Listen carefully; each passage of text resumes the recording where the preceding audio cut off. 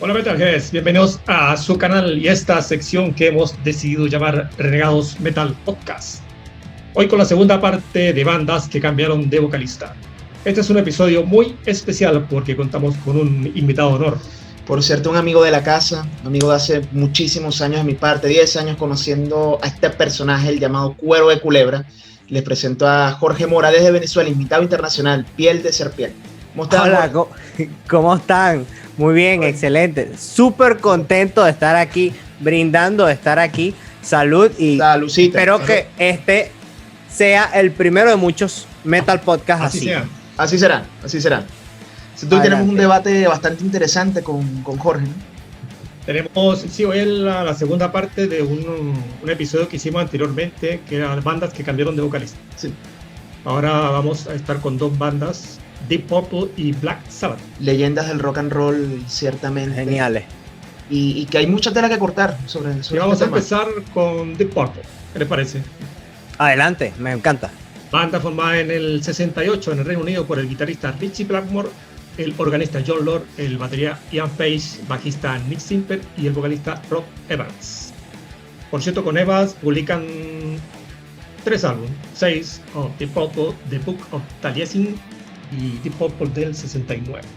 ¿Qué opina Jorge de menos esa primera etapa? Para mí fue muy psicodélica, fue algo obviamente muy distinto a lo que estaba haciendo, lo que hizo Purple en años posteriores.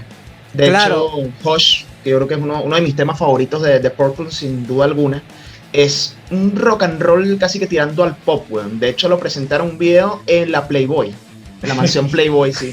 Buenísimo. Hugh Hefner, muy buen video. El look era muy distinto con su semi-afro, vestido muy psicodélico. Sí, que ellos pasaron con psicodelia. Sí. Jorge, ¿qué opinas tú de esta primera parte de Deep Purple? No tan puñado. Bueno, a mí personalmente me llama mucho la atención porque la gente a veces no cae en cuenta de que Deep Purple es una banda viejísima, con todos los honores que eso representa, porque resulta ser que la banda como tal empieza como eso en los años 60, yo creo que en el año 69, 68 más o menos, ¿cierto? 1968, sí. En el 1968, para ponerlos en contexto, en el año 68 estaban haciendo mi papá. ¿Ok? Ya por ahí. Tenía 4 años. Bueno, imagínate. Entonces estamos hablando de una banda que estaba entre la transición de la psicodelia que se vio en los años 60, todo el movimiento hippie, a lo que sucede en los años 70, correcto, que ya es una cuestión distinta. Sigue el tema psicodélico, pero desde otra perspectiva. Esta vez como más progresiva, más agresiva también. Se empieza a ver otro desenvolvimiento de lo que llaman acid rock, y yo creo que Deep Purple hace un papel muy importante allí, entre esa combinación de ese rock psicodélico hippie con el rock progresivo. Es correcto. De hecho, como vuelvo y repito, muy distinto a lo que hizo Purple en épocas posteriores, algo bastante comercial, algo sumamente comercial, porque el primer disco de Deep Purple tuvo unas ventas extraordinarias. Book of Taliesin fue como que algo regular y la gente como que bueno, un poco más de lo mismo de lo que hicieron en su primer trabajo, hasta la llegada de Ian Gillan. Claro, esos primeros trabajos que hicieron vendieron bien en Estados Unidos, más no así en su tierra natal de Reino Unido. Correcto. No tuvieron acogida en Estados Unidos. Interesante, sí, porque me gustaría agregar algo allí, disculpe que los interrumpa, es que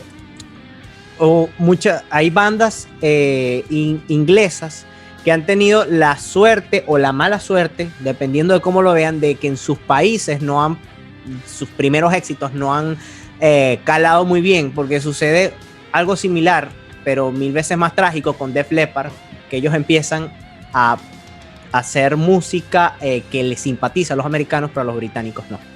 Exacto, sí, totalmente. Sí. De hecho, también hay una banda que se llama Blue Cheer, que es uno de los pioneros literalmente del heavy metal. La canción que más pegó de ellos fue Summertime Blues, que es un cover de Cochrane, vocalista de apellido Cochrane, no recuerdo exactamente el nombre ahorita, pero un rock and roll de los años 50, y ellos se montan con este tema y pegan a los Estados Unidos de manera brutal. Y en Inglaterra como que no fueron muy buenas las ventas. Sí. Sin embargo, de esta etapa con Ian Gillan, yo creo que es la etapa más gloriosa que ha tenido Deep Purple hasta ahora. No es mi favorita, pero sí es la etapa más gloriosa de él. Sí. Bueno, y sigue vigente, de hecho. Con Gillan tuvieron varias etapas. La primera empezó en el año 70 con Deep Purple in Rock. Ese fue el primer álbum con Gillan. En el 71 Correcto. Fireball, en el 72 Chinhead, que es uno de mis favoritos, Clásico. y en el 73 Who Do We Think We Are. Bien. Ahí termina la primera parte con Gillan. ¿Qué opinaba Morton de esa parte? Mira, esto fue lo que marcó un antes y después, no solamente en Purple, sino en la historia del rock and roll y sobre todo los inicios del metal, ya que tenemos acá, hay un Ian Gillan con unas vocerrones que creo que nadie había tenido en ese momento. Obviamente ni lo tuvo Ozzy ni lo tuvo Robert Plant. Tenía unas voces magníficas, hermosísimas. Usaba unos falsetes brutales, unos agudos extraordinarios. Para mí eso era netamente heavy metal, por lo menos algunas canciones, sobre todo Speed King, que es una de mis favoritas. También tenemos este gran himno de rock and roll hasta los tiempos modernos, que es Smoke on the Water. Es correcto. Es correcto. Yo creo que de es una de las mejores épocas de Gillan, o si no la mejor. Sí. Parece que después, adelante, bueno, dijo Jorge y después doy un dato. Bueno, sí, sí, a mí de las canciones que a mí me gustan del Machine Head es obviamente Smoke on the Water, pero también me gusta mucho esta canción Black Knight, que no recuerdo exactamente si era de ese disco. También si no me equivoco, sí, creo que es del In Rock, si no me equivoco. No recuerdo. Okay. Creo que sí, pero no recuerdo. Hay una que es la canción Highway Star, que también es una canción bastante importante con Gillan de esa época. Y bueno, para resumir mis comentarios, esta es la época de la gloria de Deep Purple, del estallido, que como dicen los artistas, como dice incluso Phil Collen, guitarrista de Def Leppard, en su libro, es que no hay estallido más grande que cuando estallas por primera vez como artista. Y esto fue lo que le pasó a Deep Purple en esta época, y por eso es que Ian Gillan, a pesar de que no es mi cantante favorito de Deep Purple, todo el mundo lo recuerda con mucho cariño. Y tampoco podemos dejar atrás a Ritchie Blackmore. De hecho, los riffs que tenía Blackmore, brutales, indiscutibles. Pioneros literalmente del heavy metal. Es correcto. Totalmente cierto. Y además que, bueno, Ritchie Blackmore es un guitarrista A1 que no solamente influyó a través de Deep Purple, sino a través de su proyecto Rainbow, que es excelente. Y lo que pasa, como decía de Gillan, él tuvo un problema en la garganta después, una pequeña enfermedad que afectó su voz. Sí. Después, más adelante, él cambió la voz. No se dan cuenta, posteriormente no es la misma voz de Gillan del principio. Sí.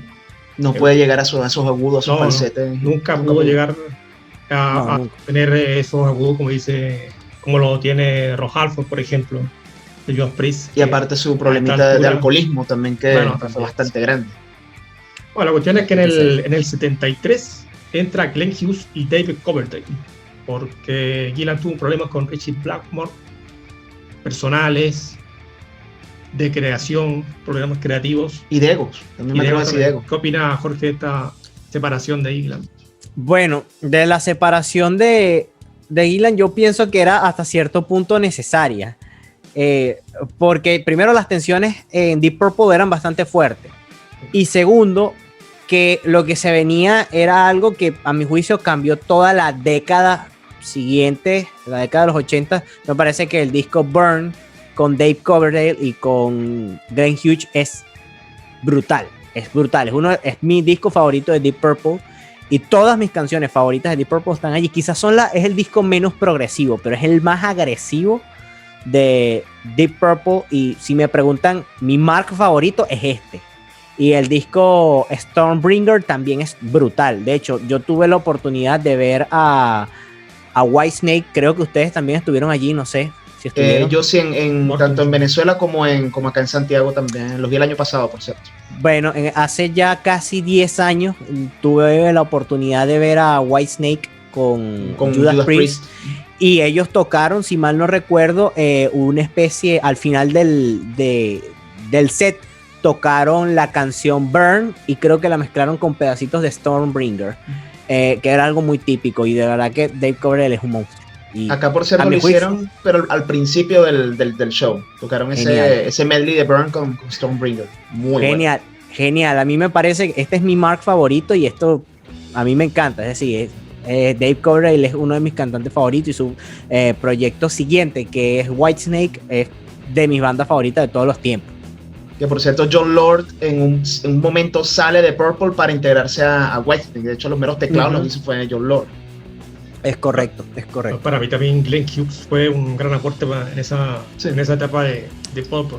De hecho, yo me atrevo a decir, a pesar de que es un poquito controversial la cosa, pero Glenn Hughes tenía para mí, por lo menos en cuanto a los agudos y falsetes, fueron mucho mejores que los de cover. De hecho, se comía el show cuando lanzaba sus mega agudos en Burn, a mi parecer. Sí. De hecho, si tú analizas la canción Burn, te das cuenta que Glenn Hughes es muchísimo más vocalista que Dave Coverdale. Sí. Que eso no lo hace menos. Ojo, me parece que Dave Coverdale es espectacular, pero el poder que tenía Glenn Hughes en la voz era una cosa que es incomparable. Es decir, es impresionante la cantidad de potencia que tiene ese tipo en la voz, que la primera vez que yo me senté a prestarle atención a lo que estaba haciendo, a lo que hacía ese tipo, me parece excelente. Y además de que aún tengo entendido, lo vi hace unos 2 o 3 años en un video por ahí en internet, mantiene esos falsetes brutales. Sí, todavía los conservo.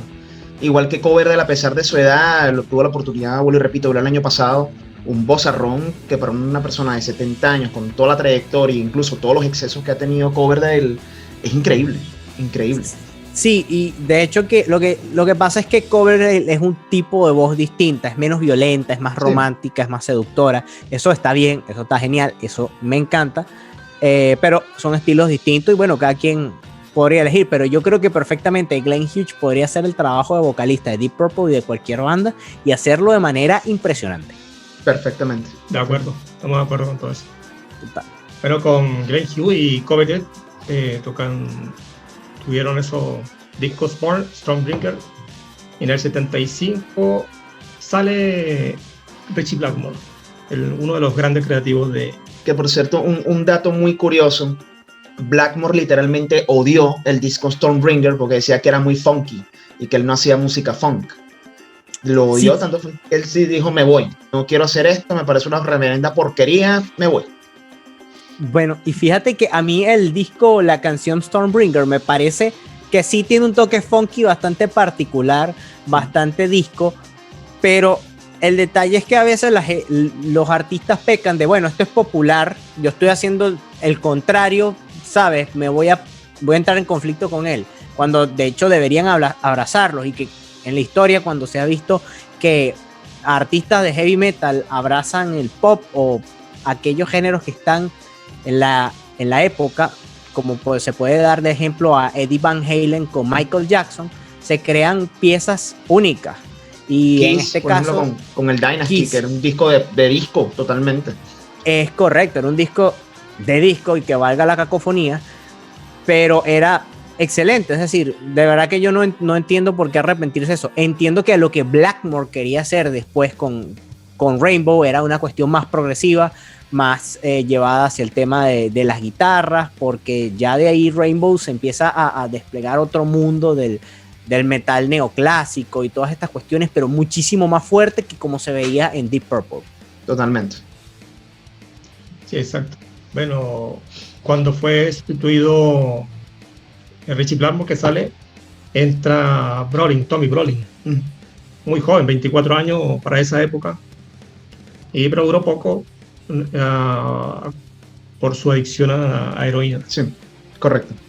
Increíble, eso no lo sabía, de hecho ignoraba que habían tenido otro guitarrista que no fuese Blackmore, lo ignoraba totalmente. Sí, de hecho llegan hasta ahí y hasta el 75. En el 84 se reúnen Blackmore, Gillan, Glover, Lord y Page para publicar el conocido Perfect Strangers. Que fue muy tóxico ese disco, por cierto. Fue bastante tóxico, sobre todo por la relación de Blackmore-Gillan, que ya no se soportaban, pero bajo ningún concepto. Pero fue un magnífico disco. Y es curioso porque en ese disco están varios de mis temas favoritos de Deep Purple como banda de rock progresivo. Porque es que eso me parecen geniales. Por ejemplo, la canción Perfect Stranger es una canción brutal. Es decir, parece que estuvieras en un...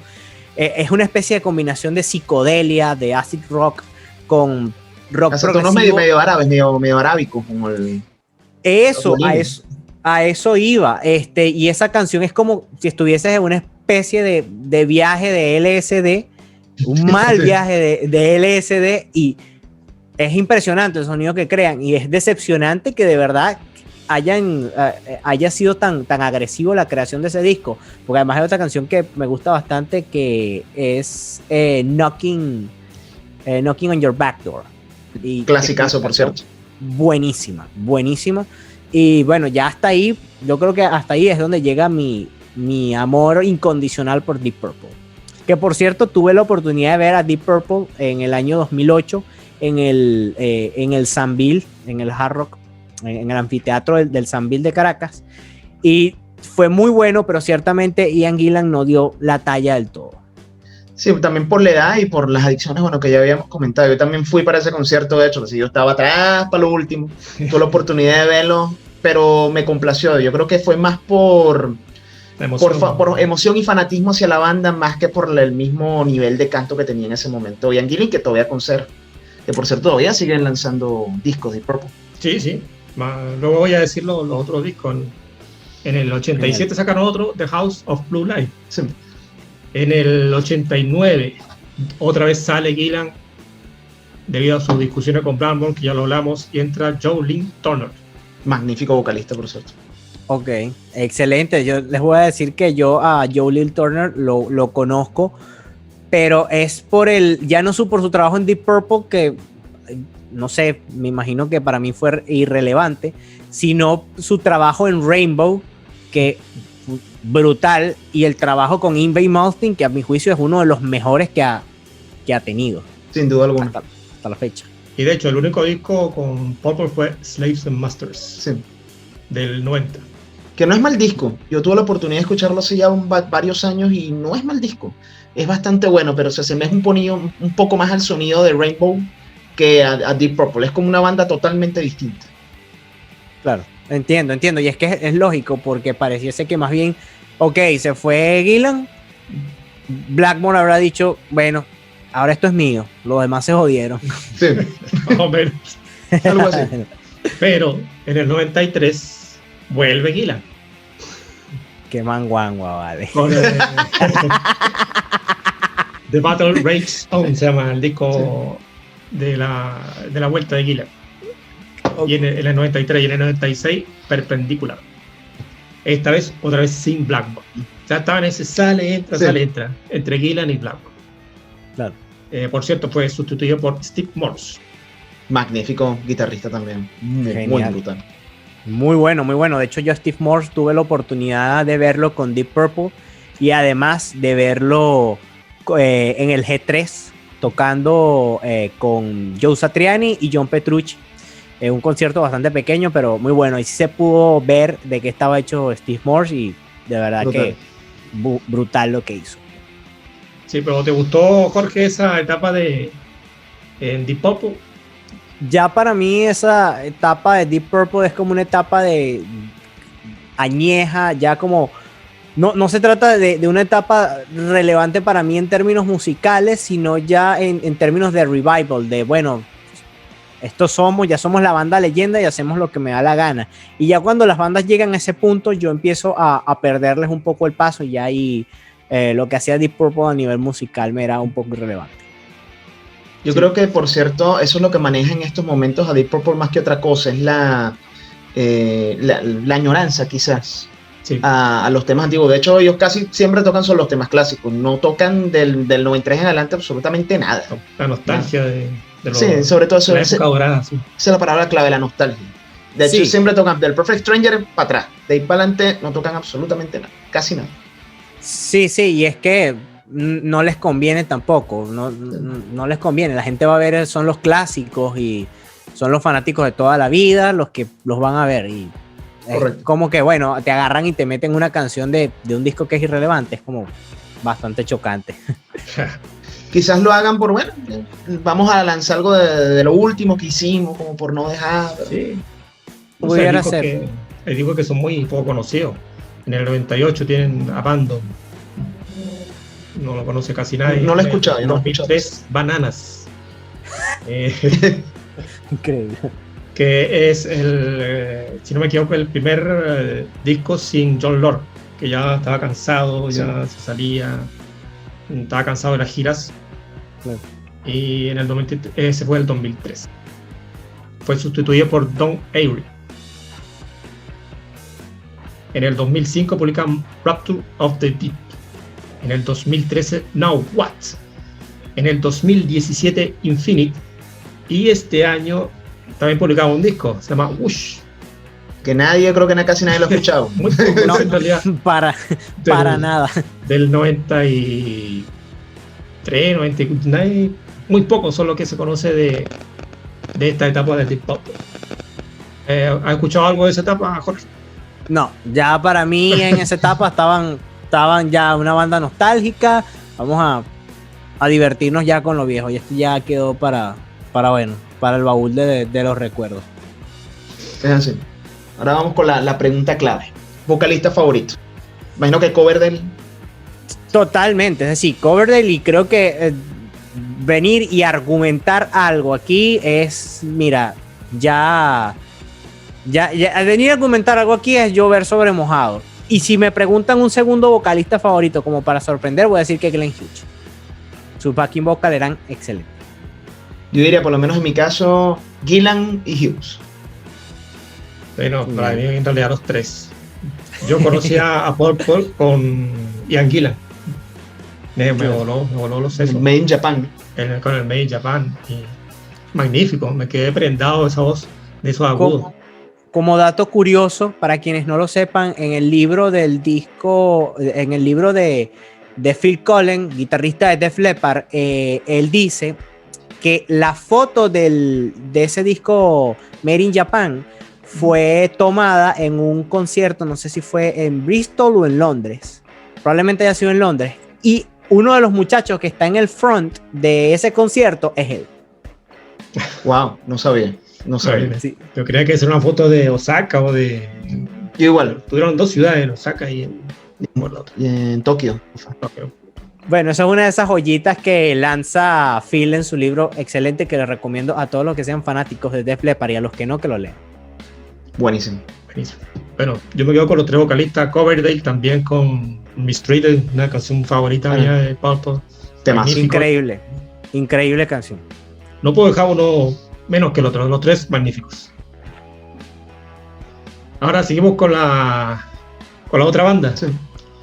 Black Sabbath, formada en el 68, por cierto, también igual que Deep Purple, sí, con Tommy Iommi, Ozzy Osbourne, Geezer Butler y Bill Ward. Se llama Rare Earth, por cierto, en su inicio. Publicaron Black Sabbath, Paranoid, Master of Reality, Black Sabbath Volumen 4, Sabbath Bloody Sabbath, Sabotage, Technical Ecstasy y Never Say Die, que fue el último disco con Ozzy Osbourne. Sí. De esa primera etapa con... La primera etapa, Ozzy, por supuesto, después volvió, pero hablaremos después. Háblanos un poco de esa etapa de Ozzy Osbourne con Black Sabbath, Jorge. Bueno, a mí me parece que esta primera etapa evidentemente es una de las etapas de oro o la más grande, ya que yo tengo por aquí el primer disco de Black Sabbath, que es ese disco que a mí me parece que dice, ¿sabes qué? Estos tipos tocan hard rock y nosotros tocamos heavy metal. Bueno, ¿y qué lo diferencia? Bueno, ahí está, ese es el disco de diferencia. Y que Doom, dice, y Doom también, hay que agregar ese género, ese subgénero. Y Doom. Y aquí me llevo para aclarar una cosa que yo intenté aclarar en un video de hace unos años atrás con respecto a la creación del black metal y todas esas cuestiones. Y es que muchos fenómenos musicales explotan todos con un solo trabajo. O explotaron con un solo trabajo al mismo tiempo. No es que vino primero, vino después, no. Sencillamente hubo cosas que explotaron al mismo tiempo y determinar qué fue primero es bastante difícil. Pero ciertamente esta etapa de Black Sabbath es la etapa de oro. Es la etapa donde mejor puedes ver a Ozzy haciendo su trabajo. Y bueno, es brutal, me encanta. Fortune. Igualmente, de hecho, como dice Jorge, de aquí, de ese disco en especial, nacieron un montón de subgéneros. Obviamente mucho más adelante nace el metal extremo en sí, nace lo que es el Stoner Doom, que fue como algo premio al Doom Metal en sí, que era un Doom mezclado con un rock and roll. Bandas por lo menos como Electric Wizard, Cathedral, nacieron gracias a Black Sabbath. El heavy metal, indiscutiblemente por esos riffs tan brutales de Tony Iommi. Y bueno, qué decir de Ozzy, el dios del rock, el dios del metal. Inequívocamente. Un showman. Un showman, sobre todo es un showman. Es alguien que así estés para la mierda, estés acabado, destruido, deprimido, te va a animar y te va a agradecer que estás ahí. Sí, es correcto. Yo lo vi el año pasado, el antepasado, y a sus, creo que ya tenía como 70 años en ese tiempo. 68, 69, sí. Todavía rinde. Yo fui, te digo, con cierta cuestión, dará la talla, no dará la talla, pero no, sí. No me arrepiento, uno de los mejores conciertos de Peyton, Ozzy Osbourne en Santiago de Chile en el Movistar Arena. Y esperemos vuelva, aunque sea por última vez. Sí, por supuesto, voy otra vez. Bueno, en el 78, como dije, fue el último disco de la primera etapa de Ozzy Osbourne. En el 79, Iommi despide a Ozzy y entra Ronnie James Dio. Con 2 discos tiene solamente, Heaven and Hell y Mob Rules. ¿Qué dice Jorge de esa etapa? Bueno, a mí el Heaven and Hell me parece también que es un disco que marca un antes y un después, no solamente en la historia del heavy metal, sino también en la banda, porque si ustedes chequean la canción Die Young, es una canción que es bastante violenta y que es bastante agresiva, muchísimo más agresiva que lo que hacían con Ozzy Osbourne. Y yo creo que ese álbum precisamente marca la carrera de Black Sabbath, tanto así que en épocas posteriores Ronnie James Dio se une con una banda, un proyecto particular con los chicos de Black Sabbath, que es Heaven and Hell. Y cuando se trata de Black Sabbath como tal, con Ozzy Osbourne era Black Sabbath. Entonces se separaron esas dos eras. Quiere decir que esas dos eras tienen la fanaticada suficiente como para prestar shows distintos. Entonces es inequívoca la razón de que esta época con Ronnie James Dio es totalmente clase aparte. Totalmente. Sí, fue el nacimiento de un dios, de Dio. Bueno, aunque él ya venía incluso haciendo rock and roll y música folclórica italiana. Luego pasa a Elf, luego a Rainbow y luego a Sabbath. Y bueno, luego con su proyecto solista majestuoso que era Dio. Sí. Lástima que solo fueron 2 discos. Al principio. O sea, claro, después sacó otro. O sea, en el 83, después de ese último disco con Ronnie James Dio, publican Born Again con un conocido, Ian Gillan. De hecho, para hacer un pequeño paréntesis, luego de esos 2 primeros discos, ellos lanzan un en vivo, con quien tuvieron ciertas disputas con Tony Iommi y con Gilles Butler. Estaba, recuerda mejor el baterista, y se me fue el nombre, Cosa que pasa. ¿Cuál? El baterista. No, luego de Bill Ward. Estuvieron con Eric Singer. Vinny Appice. Ya.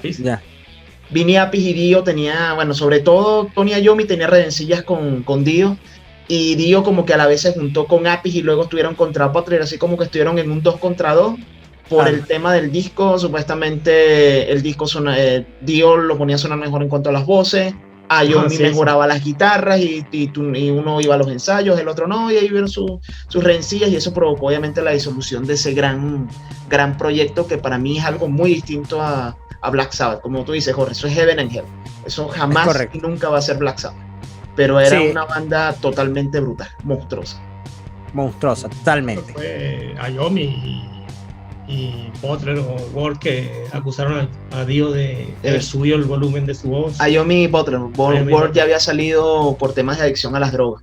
Sí, correcto. Claro. Datos del rock. Bueno, como dije, en el 83, bueno, aquí con Ian Gillan, yo escuché ese disco. Buenísimo. ¿Qué te parece, Jorge? ¿Oíste ese disco? ¿Cuál disco? Born Again. Perdonen. Born Again no lo llegué a escuchar porque ya cuando pasamos a esta etapa de Ronnie James Dio dentro de Black Sabbath, ya como que mi interés más grande está basado en la carrera solista de Ozzy Osbourne, la cual yo personalmente la prefiero antes que la banda. De hecho, yo tengo varias canciones interesantes de Ozzy Osbourne como solista que Black Sabbath nunca llegó a mi juicio. Black Sabbath, siendo una banda súper importante y sin quitarle su prestigio, no llegó a ser la magnitud del trabajo que hizo Ozzy Osbourne como solista, a mi juicio, criterio personal. Sí, estamos de acuerdo con eso, ¿no? Yo diría que no, porque yo digo que los meros discos de Sabbath incluso superaron a todo lo que hizo Ozzy. De hecho, Ozzy siempre cantaba canciones como Paranoid, como Iron Man, Ferris Wheel Boots, War Pigs, que son discos, a mi juicio, infinitamente mejores que la discografía de Ozzy. Amo la discografía de Ozzy en su totalidad, pero para mí esos primeros discos de Sabbath con él no tienen... No hay duda que son mucho mejores que los de Ozzy, a mi juicio también, a mi parecer. Bueno, el siguiente año, el 84, entra como vocalista Glenn Hughes a Sabbath, y un conocido también, Eric Singer, en la batería. Sí, de Kiss. Genial.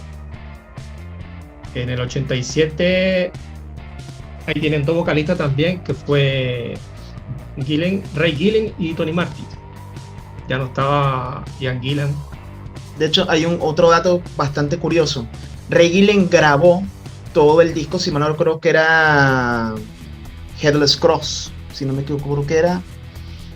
Claro, con Martin en la voz fue Headless Cross, y en el 87 fue Eternal Idol, con los dos vocalistas. Porque lo empezó Ray Gillen y lo terminó Tony Martin. Fue con Eternal Idol, correcto, pero nunca llegaron a lanzar la edición de Gillen, sino la de Martin. Años más tarde, cuando hacen una revisión, es que lanzan ambas versiones de todas las canciones, tanto las de Gillen como las de Tony Martin, que por Tony Martin es de mis vocalistas favoritos de Sabbath, sin duda alguna. Yo lo he escuchado poco en realidad. Yo también, no es un cantante que yo me haya sentado a escuchar ni nada por el estilo. Bueno, en el 92 vuelve Ronnie James Dio con The Humanizer, pero solo para ese disco. Bastante agresivo, por cierto, The Humanizer, monstruo de disco, muy, muy brutal. ¿Qué opina Jorge? Sí, totalmente. Ya en esa etapa de ellos yo me encuentro más atraído por el proyecto solista de Ozzy Osbourne, de Ozzy Osbourne. Porque, a mí, ahorita, para decir algo bueno de Dio, a mí me gusta. De hecho, uno de mis guitarristas favoritos es Vivian Campbell, trabajó con Ozzy Osbourne y es el padre de uno de los solos de guitarras más geniales de todos los tiempos, que a mi juicio es el solo de guitarra de Rainbow in the Dark. Totalmente. Pero si me ponen a elegir entre los dos proyectos a cuál le presté más atención, siempre fue al de Ozzy. Bueno, por cierto, el último disco que lanzaron conocido fue el 13, que fue en el 2013. Sí. Que fue con Ozzy Osbourne. Ahí regresó Ozzy Osbourne y se despidió. Sí, bueno, lamentable también la pérdida de Sabbath, por lo menos en los escenarios. Porque cada quien está haciendo sus proyectos aparte. Bueno, Ozzy hasta los momentos ya ha hecho como 20 giras de despedida. Esperemos que nunca terminen, sino hasta que él se muera. Igual Tony Iommi está haciendo unos proyectos aparte. Gene Butler igual. Bill Ward creo que es el único que ya no está haciendo música. Sí, claro. Bueno, yo escuché ese disco el 13 y me pareció bueno. God is Dead, de hecho, me parece un temazo. Buenísimo. ¿Lo escuchaste, Jorge? Ya el disco 13 no, recuerdo que me lo mostraron varias veces, así como por encimita, pero no le presté mucha atención. Ya, entonces la pregunta. La gran pregunta clave. Bueno, me imagino tu respuesta, vocalista favorito. Bueno, fíjate que mi vocalista favorito dentro de Black Sabbath, yo podría decir que podría decir que Ronnie James Dio. Yo diría que Ronnie James Dio. Pero si me ponen a elegir entre esos vocalistas de Black Sabbath en sus proyectos solistas, Ozzy all the way. Claro, como músico aparte, indiscutible. De hecho, por cierto, creo que fue ayer, se cumplió un aniversario más de la muerte de Randy Rhoads. Por cierto, por ahí debo tener yo, bueno, creo que es de aquel lado, tengo una foto de Randy Rhoads, uno de los mejores guitarristas de todos los tiempos. Totalmente. Excelente. Excelente. Ese tipo marcó un antes y un después. Yo, bueno, en cuanto a la respuesta, vocalista favorito, Dio, indudablemente, dentro de toda la área de Sabbath.